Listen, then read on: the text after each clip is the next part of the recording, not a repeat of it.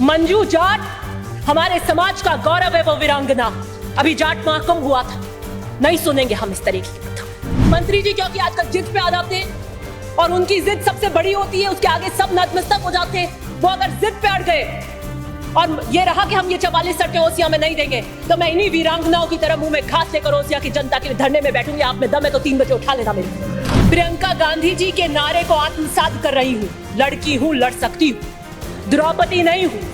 बाहरी कृष्ण की आवश्यकता नहीं है मुझे अपनी रक्षा के लिए।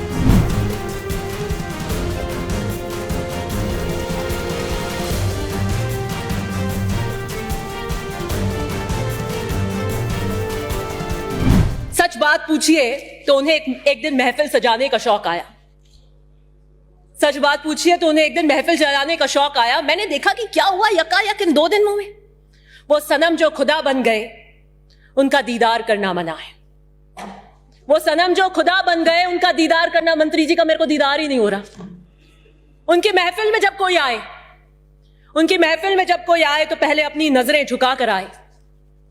समझ वालों समझ लेना, समझ वालों समझ लेना, समझ से काम लेना। समझ वालों समझ लेना, समझ से काम लेना। समझ में काश आ जाए, समझना समझना। समझ में काश आ जाए, समझना समझना। तो इतना ही कहना, इस्तीफा देना। मैं उस महफिल का हिस्सा नहीं थी उस दिन। मुझे मत ऐसे तंग कीजिए और हैंड ट्विस्टिंग कीजिए। मैं तो 20 में भी अपनी जगह थी, 23 में भी अपनी जगह थी, आज भी सही जगह खड़ी हूं। Somebody who is a convict begging for mercy can be the minister. फिर मैंने फिर सोचा कि चलिए पॉलिटिकल रिवेंजफुल एटीट्यूड इन्हीं 2 दिन में क्यों हुआ? इसी 2 दिन के अंदर ऐसा क्या घटनाक्रम हो गया? तो मैंने पूछा, अर्ज करी बंदे परवर से। मैंने अर्ज करी बंदे परवर से, क्यों सितम ढा रहे हो हम पर? मैंने अर्ज करी बंदे परवर से, क्यों सितम ढा रहे हो हम पर? बात सुनकर हंसकर मुस्कुराकर वो बोले, हमसे टकराना मना है। मैंने भी मुस्कुराकर कह दिया, गलत में हां से हां मिलाना मेरी विरासत नहीं है। प्रियंका गांधी जी के नारे को आत्मसात कर रही हूं। लड़की हूं, लड़ सकती हूं, द्रौपदी नहीं हूं। बाहरी कृष्ण की आवश्यकता नहीं है मुझे अपनी रक्षा के लिए। मैंने 10 साल जबर के अंधेरों में जिंदगी गुजारी है।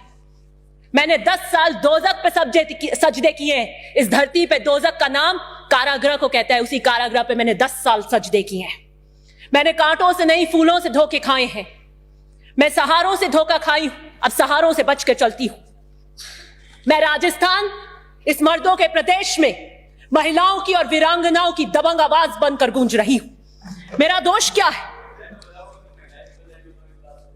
मेरा दोष क्या है? मेरा दोष क्या है? मेरी वारदात क्या है? मेरी वारदात कुछ भी नहीं। मेरी वारदात कुछ भी नहीं। सब बजा लेंगे आप। मेरी वारदात कुछ भी नहीं। हाँ थी। नहीं, मेरी वारदात कुछ भी नहीं। नहीं, हाँ थी। मैं पार्टी के प्रति फर्माबरदार थी। मंत्री महोदय आला कमान को भी चुनौती दे सकते हैं। मैं तो छोटी सी कार्यकर्ता हूं, बावफा फर्माबरदार हूं अपने दल के प्रति। मुझे इस 2 दिन के घटनाक्रम पे अफसोस होता है और मैं कह देना चाहती हूं, क्या पता एक रवैया शायद उन्होंने सोच लिया हो कि हम तो डूबेंगे, जो डूबेंगे सनम तुमको भी साथ लेकर जाएंगे। तो मैं नहीं डूबूंगी। मैं तो पहले भी नहीं आई थी। राठौर साहब ने बिल्कुल कर दिया। मैं तो रंधावा जी को धन्यवाद देना चाहती हूं जो रिट्रैक्ट कराए के सारे इस्तीफे। नहीं तो आज मंजर कहीं कुछ और होता। मैं तो उस वक्त भी साथ में नहीं थी। गुर्जर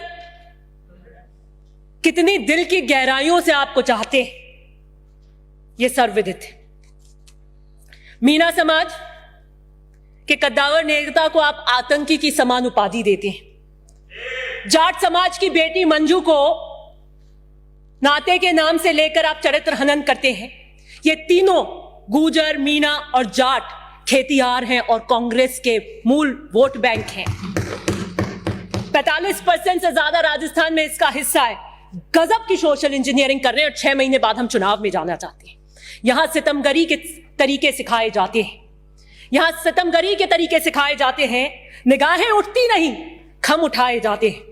मैं मुख्यमंत्री जी से अनुरोध करूंगी कि दिस रिवेंजफुल एटीट्यूड, क्योंकि मैंने आपके आतंकी की उस उपाधि की और नाते की उस वक्तव्य की निंदा करी, तो वहां पर जेडीसी मेरे ओसिया की 44 सड़कों को रातों रात मना कर देता है। This political revengeful attitude, let the Rajasthan see it, कि अगर मैं सही पर सही खड़ी होकर अपने दल के लिए, अपने समाज के लिए, मंजू जाट हमारे समाज का गौरव है, वो वीरांगना, अभी जाट महाकुंभ हुआ था, नहीं सुनेंगे हम इस तरीके की प्रथा। यह सुनने के लिए हम उच्च स्तर के सदन के अंदर नहीं खड़े हुए। आप हमारी पार्टी से हो सकते हैं, और यह सरकार का वक्तव्य नहीं था। सरकार का वक्तव्य इतना था कि कब कब एफआईआर हुई और कब कब हमने अरेस्ट किया।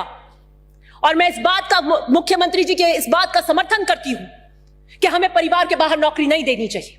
उसका कारण है कि अगर हमने परिवार के बाहर नौकरी दी, तो जो हमारा पीछे रूरल बैकग्राउंड है, उसके अंदर हो सकता है कि पीयर में ब्लैकमेल कर ले कि जाइए तुम नौकरी लेके आइए किसी की, नहीं तो हम घर में नहीं रखेंगे। It can be used as a tool against these women. इसलिए हमें परिवार के बाहर नौकरी नहीं देनी चाहिए। वो बच्चे, शहीद के बच्चे डॉक्टर, इंजीनियर, आईएएस बनने चाहिए, लेकिन किसी कारण अगर किसी की हेल्थ अच्छी नहीं हो, कहीं कोई एक्सीडेंट हो जाए और वो उच्च पदों के पढ़ाई नहीं ले पाए, तो वो नौकरी उसके लिए रिजर्व होनी चाहिए। ये कहकर आप मत टालिए कि वो नाते में गई और आपने कभी देवर को दिया है क्या। मत करिए इस तरीके से चरित्र। आपने सरकार का, रुकिए मैं फिनिश कर रही हूं, ये सरकार का वक्तव्य, मैं से अग्री करती हूं, लेकिन आपने वक्तव्य को कैसे पेश किया। आप कहिए कि उन्होंने मैन हैंडलिंग हुई, कांच फोड़े, ये किए, आतंकी के समान कैसे कह देंगे। और उसकी प्रतिक्रिया क्या हुई कि आपने पहले उनके नेता को कहा और दूसरे दिन उन्होंने हमारे प्रभारी को आतंकी कह दिया। ये कौन सा उदाहरण हम सेट करेंगे। मैं अर्थ में इतना ही कहना चाहती हूं कि मैं मुख्यमंत्री से अर्ज करूंगी कि यकायक जो 44 रोडों को रोक दिया गया है, उसमें आप सीरियसली इंटरवीन करिए। और मंत्री जी क्योंकि आजकल जिद पे आ जाते हैं और उनकी जिद सबसे बड़ी होती है, उसके आगे सब नतमस्तक हो जाते हैं। वो अगर जिद पे अड़ गए और ये रहा कि हम ये 44 सड़कें ओसिया में नहीं देंगे, तो मैं इन्हीं वीरांगनाओं की तरह मुंह में घास लेकर ओसिया की जनता के लिए धरने में बैठूंगी। आप में दम है तो 3 बजे उठा लेना। मेरे खून आरजू को वो समझ रहे हैं पानी, मेरे खून आरजू को वो समझ रहे हैं पानी। मेरी रोडे रोक कर नहीं कर मेरा हाथ मरोड़ पाएंगे आप। मैं सही के लिए खड़ी हूं उन जनप्रतिनिधि से, और कभी उसमें मेरे को गुरेज नहीं हुआ है। 6 महीने की अवधि है, हम सब चुनाव में जा रहे हैं।